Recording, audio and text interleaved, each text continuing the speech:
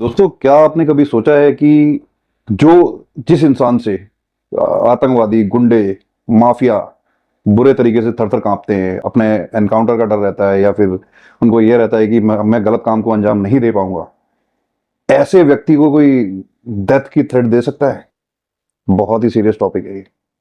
तो ऐसा ही कुछ हुआ है यूपी के हमारे सीएम योगी आदित्यनाथ, जो कि एक अच्छा तगड़ा हिंदुत्व का चेहरा है, जो कि एक बहुत बड़ा चेहरा है और जो कि आने वाले टाइम में इस बात को कहने में कोई गुरेज नहीं होगा कि माननीय प्रधानमंत्री नरेंद्र मोदी जी की जगह उनको भी मिल सकती है। मतलब कि इतनी बड़ी उनकी पोजीशन है, इतना बड़ा कद है। तो अभी रिसेंटली उनको कुछ डेथ के थ्रेट आए हैं। वैसे तो पहले भी कई बार, 4-5 बार डेथ का थ्रेट आ चुका है उनको, लेकिन इस बार सीरियस, बहुत ज्यादा मैटर, बहुत ज्यादा सीरियस है क्योंकि कई लोग इसमें इन्वॉल्व हैं। तो आज का टॉपिक बहुत ही सीरियस है, शुरू से लेकर लास्ट तक देखिएगा। बहुत चीजें बताने वाला हूं उसमें। एक आईटी ग्रेजुएट फातिमा खान ने योगी को डेथ थ्रेट दिया, अभी रिसेंटली की बात है ये। उसका कहना यह है कि अगर 10 दिन के अंदर योगी आदित्यनाथ ने अपने पद से इस्तीफा नहीं दिया तो जान से मार दिया जाएगा। जैसे बाबा सिद्दीकी की हत्या की गई है, वैसी तुम्हारी हत्या कर दी जाएगी। तो ये सोचने का विषय यह है कि क्या ये किसी गैंग के द्वारा धमकी दी जा रही है या फिर जिन भी सजा याफ्ता मुजरिमों या जिनके अगेंस्ट उन्होंने एक्शन लिया है उनके द्वारा ये किया गया है। इसके बारे में जांच चल रही है, वो आगे पता चलेगा जैसे भी इन्वेस्टिगेशन की कोई रिपोर्ट आती है।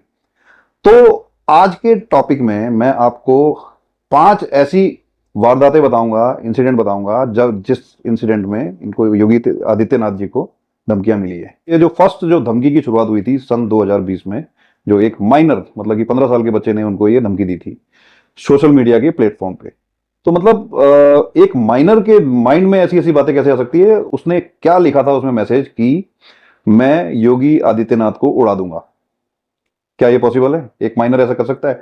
चलो, नहीं भी कर सकता, लेकिन उसके दिमाग में ये चीजें कैसे गई? तो एक 2020 की सबसे पहली जो धमकी थी वो ये थी, एक माइनर द्वारा उनको डेथ थ्रेट देना। ये जानकारी मिलने के बाद लखनऊ पुलिस ने उस लड़के को ट्रेस किया और उसको जुवेनाइल होम में भेज दिया, मतलब बाल सुधार गृह में।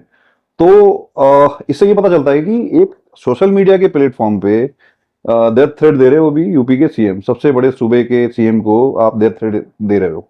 तो अगले धमकी की तरप बढ़ते हैं। मई 2021 में एक एनोनिमस कॉलर ने योगी आदित्यनाथ को उन्हीं के जो नंबर है, हेल्पलाइन नंबर जो है 112 पे, एक धमकी भरा मैसेज दिया। ये धमकी इतनी खतरनाक थी कि उसने उनको आगाह कर दिया कि अगले 4 दिनों के अंदर आपको खत्म कर देंगे। इस धमकी का मतलब ये है कि उसने ओपन चैलेंज किया यूपी पुलिस को कि अगर उन्होंने उसको गिरफ्तार नहीं किया तो अपने डेडली प्लान को एग्जीक्यूट कर देगा। ये काफी अलार्मिंग था और इसके बाद पुलिस ने इमीडिएट इसके खिलाफ एक्शन लिया।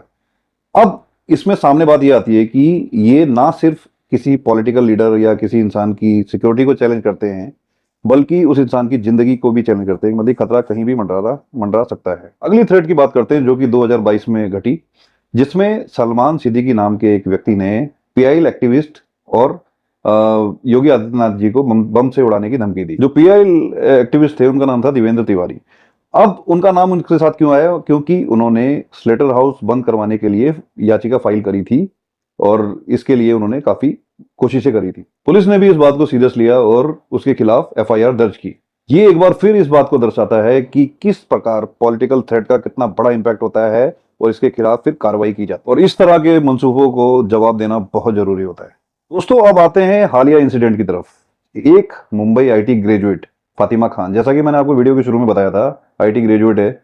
उसके बारे में मैं थोड़ा सा डिटेल में बताना चाहता हूं कि वो थोड़ा सा दिमागी स्टेबल नहीं है, दिमाग से थोड़ी सी कमजोर है।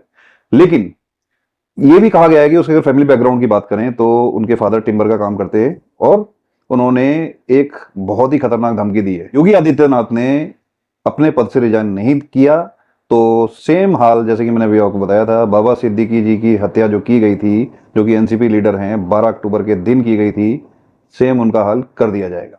इसके बाद पुलिस हरकत में आई और उल्लासनगर पुलिस ने उसको गिरफ्तार कर दिया है। एटीएस इसकी जांच कर रही है और देखिए क्या आगे जाके रिजल्ट इसका निकल के आता है।